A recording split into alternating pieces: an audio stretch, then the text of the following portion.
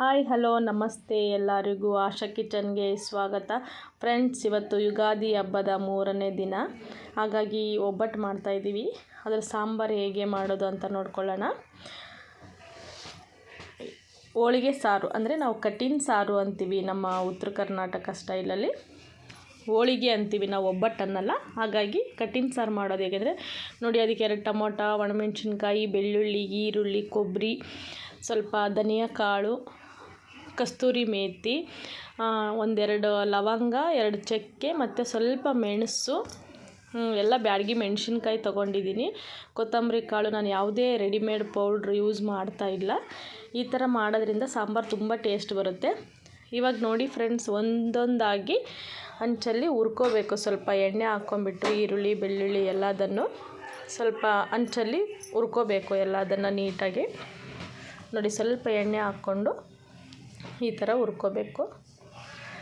ನೀವು ಒಂದು ಸಲ ಈ ಥರ ಟ್ರೈ ಮಾಡಿ, ಸಖತ್ ಟೇಸ್ಟಾಗಿರುತ್ತೆ ಈ ಥರ ಸಾಂಬಾರು ಮಾಡೋದ್ರಿಂದ. ಒಣಮೆಣಸಿನ್ಕಾಯಿ, ಟೊಮೊಟೊನೂ ಹುರ್ಕೊತಾ ಇದ್ದೀನಿ. ಖಾರದ ಪುಡಿ ಅದನ್ನು ಯಾವುದೂ ಹಾಕ್ತಾಯಿಲ್ಲ ನಾನು, ಎಲ್ಲ ಮೆಣಸಿನ್ಕಾಯಿನೇ ಹುರ್ಕೊಂಡು ನೋಡಿ, ಎಲ್ಲ ಹುರಿದಿಟ್ಕೊಂಡಿರೋದನ್ನು ತಣ್ಣಗಾಗಕ್ಕೆ ಬಿಟ್ಟಿದ್ದೆ. ತಣ್ಣಗಾದ್ಮೇಲೆ ಒಂದು ಮಿಕ್ಸಿ ಜಾರ್ಗೆ ಹಾಕ್ಕೊಂಡು ನುಣ್ಣಗೆ ರುಬ್ಕೋಬೇಕು. ಇದನ್ನು ನೋಡಿ, ಈ ಥರ ರುಬ್ಕೋಬೇಕು. ಎಷ್ಟು ನುಣ್ಣಗೆ ರುಬ್ಕೊತೀವೋ ಅಷ್ಟು ಟೇಸ್ಟ್ ಬರುತ್ತೆ. ಒಂದು ಪಾತ್ರೆಯಲ್ಲಿ ನೋಡಿ ಎಣ್ಣೆ ಹಾಕ್ಬಿಟ್ಟು ಸಾಸಿವೆ ಹಾಕಿದ್ದೀನಿ, ಸ್ವಲ್ಪ ಕರಿಬೇವು, ಒಗ್ಗರಣೆಗೆ 1-2 ಒಣಮೆಣಸಿನ್ಕಾಯಿ ಹಾಕ್ಕೋಬೇಕು ಉದ್ದುದ್ದಕ್ಕೆ. ನಂತರ ಇದಕ್ಕೇ ಸ್ವಲ್ಪ ರುಬ್ಬಿಟ್ಕೊಂಡಿದ್ವಲ್ಲ ಆ ಮಸಾಲೆ ಹಾಕ್ಕೊಂಡು ಹಸಿ ವಾಸನೆ ಹೋಗೋವರೆಗೂ ಚೆನ್ನಾಗಿ ಫ್ರೈ ಮಾಡ್ಕೋಬೇಕು. ಹಸಿ ವಾಸನೆ ಎಲ್ಲ ಹೋಗಬೇಕು ಅದು. ಆಮೇಲೆ ಬೇಳೆ ಬೇಯಿಸಿಟ್ಕೊಂಡಿರೋ ನೀರು ಇದು, ಅದನ್ನೇ ಸ್ವಲ್ಪ ಜಾರಲ್ಲಿ ಹಾಕ್ಕೊಂಡು, ಜಾರಲ್ಲೆಲ್ಲ ಮಸಾಲೆ ಇರೋದ್ರಿಂದ ವೇಸ್ಟ್ ಮಾಡೋದು ಬೇಡವಲ್ವ, ಹಾಗಾಗಿ ಅದನ್ನು ಹಾಕ್ಕೊತಾ ಇದ್ದೀನಿ. ಹುಣಸೆ ರಸ, ಕಟ್ಟಿನ ಸಾರು ಅಂದ್ರೇ ಹುಣಸೆ ರಸ, ಚೆನ್ನಾಗಿ ಹುಣಸೆ ರಸ ಇದ್ರೇ ಅದು ಕಟ್ಟಿನ ಸಾರು ಟೇಸ್ಟ್ ಬರುತ್ತೆ. ಒಂದು ಸ್ವಲ್ಪ ಹುಣಸೆ ರಸ ಹಾಕ್ಕೊತಾ ಇದ್ದೀನಿ.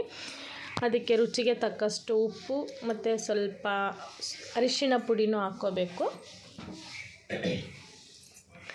ಹಾಕ್ಕೊಂಬಿಟ್ಟು ಇವಾಗ ನೋಡಿ, ಇದು ಚೆನ್ನಾಗಿ ಕುದಿ ಬರೋವರೆಗೂ ಚೆನ್ನಾಗಿ ಕುದಿಸ್ಬೇಕು ಸಾಂಬಾರನ್ನು. ನೋಡಿ, ಕುದ್ದ ಮೇಲೆ ಸಾಂಬಾರು, ಕಟ್ಟಿನ ಸಾರು ಅನ್ನ ತಿಂತಾಯಿದ್ರೆ ಸಖತ್ ಟೇಸ್ಟಾಗಿರುತ್ತೆ.